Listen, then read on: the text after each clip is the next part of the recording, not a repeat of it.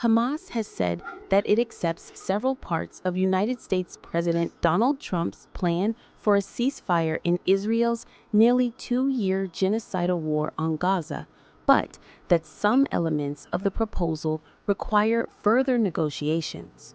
Trump has responded early Saturday by telling Israel to immediately stop bombing Gaza, adding that Hamas was ready for a lasting peace.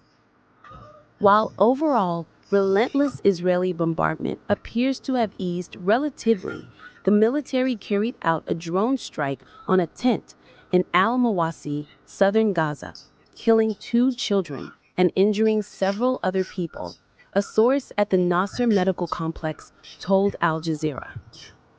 The deaths represent the first confirmed Palestinian casualties in Gaza since Trump instructed Israel to immediately halt its bombing of the enclave after Hamas responded positively to his plan.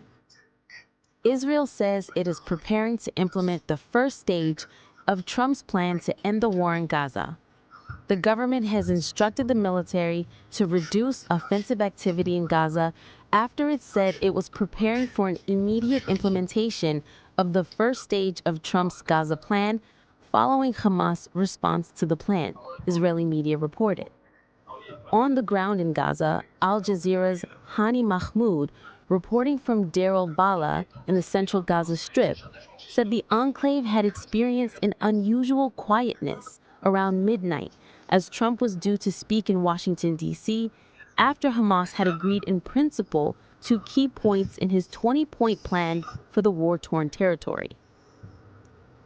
Smoke is still rising over the north of the enclave, and small arms fire and the movement of Israeli military vehicles can still be heard clearly, he added.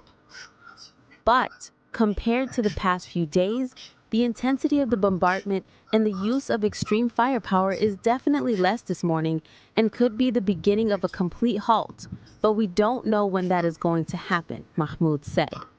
There was a clear de-escalation, he said, adding that the distinct sound of Israeli drones, ever present in the sky over Gaza, could not be heard this morning. Hamas handed over its response to Trump's 20-point plan to halt the war on Friday, an informed source told Al Jazeera hours after Trump gave the group until Sunday to respond to the proposal. Trump's 20-point plan included demands for an immediate ceasefire, an exchange of all remaining 48 Israeli captives, 20 are believed to be alive, for Palestinian prisoners, the introduction of a transitional government led by an international body, and the disarmament of Hamas. The group's response, which did not address the issue of disarmament, stated that it had agreed to release all occupation captives, both living and the remains, according to the exchange formula outlined in President Trump's proposal, with the provision of field conditions necessary for the exchange.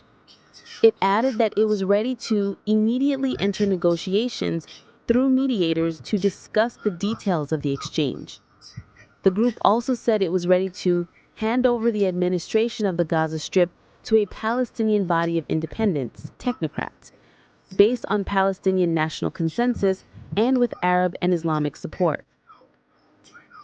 That element of the statement appeared to indicate that Hamas, which would have to relinquish power under Trump's plans, wants Gaza to be administered by Palestinians rather than Trump's proposed Board of Peace.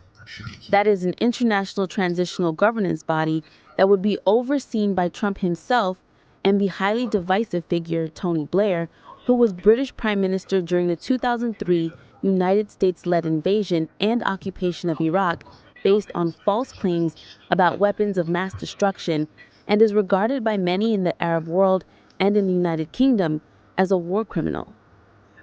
Signaling that further negotiations would be required, it said aspects of the proposal touching on the future of the Gaza Strip and the legitimate rights of the Palestinian people should be decided on the basis of a unanimous national position and relevant international laws and resolutions.